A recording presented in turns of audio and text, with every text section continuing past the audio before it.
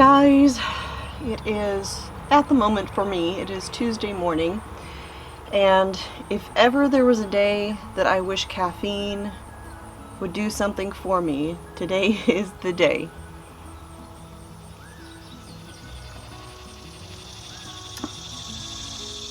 So I am going on very little sleep today, for two reasons. First reason is my doing. I did not go to bed at a decent time last night.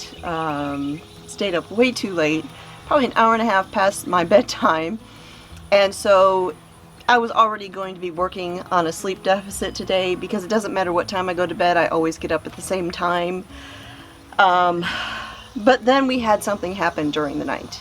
So yesterday evening, my son Jack had a friend over, and I had already gone to bed when his friend was going to go home, and so Jack walked out there to open our gate that goes across our driveway so that the person could go on home and then Jack could close the gate behind them.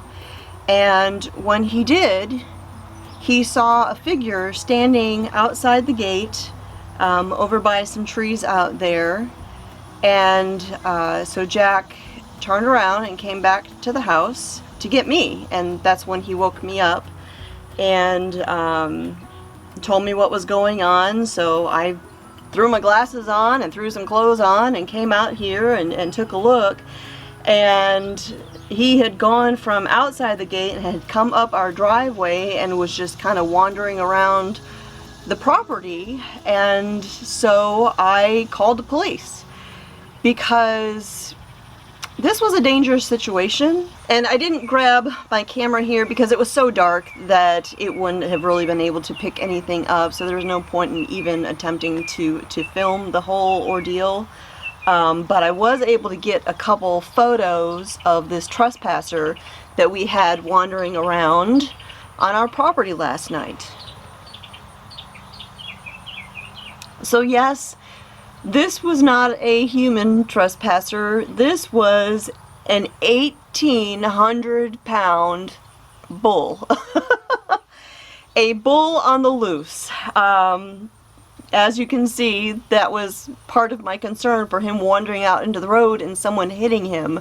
Not only could he have gotten injured, but it could kill somebody to hit something that big. So while I was waiting for the police to arrive, you know, we're watching this giant bull wander around the front yard and munching on the grass and all of that. And I got to thinking, where did he come from? Because there's no cattle immediately around us. You know, like I don't go across my fence and I'm on a cattle farm. But last summer when I was working at the farmer's market, there was a lady who had a table set up right next to me. Well, it just so happens that she sold Wagyu, I think that's how you say it, beef. And in our conversation realized we were practically neighbors. We lived like right by each other. And looking at this big black bull, I thought, that looks like it could be one of hers. And so when the first officer arrived, I told her I think that I know where he may have come from, and I told the officer where that couple lived, and told them how they could find their house. So she went to go and track them down to see if this was their bull. Now, like I said, I didn't want this bull to wander back out into the road, so I closed my gate to try and kind of contain him here on our property. Now, our place isn't fully fenced, but it is mostly fenced, and certainly not enough to keep a bull in, but maybe try and discourage him or at least slow him down to keep him in the area. And so while she went to track down the couple to see if this was their bull, second officer arrived, and so we just kind of sat here and watched the bull. And he stood out here in front of the duck garden for the longest time, just watching the ducks, staring at them like he was curious about them. And then he wandered off over towards the garden, the big garden and the chicken coop. And he wandered around through there, and he was moving down around through the pasture area. And I was like, you know, I don't want him going too far because he'll wander off into the woods. And if he gets into the woods, man, they're never gonna find their bull. So I went into the barn and I grabbed a bucket and I filled it full of some of my 7-way grain that I feed the chickens, because I thought, you know, maybe I can use this to entice him to stay put.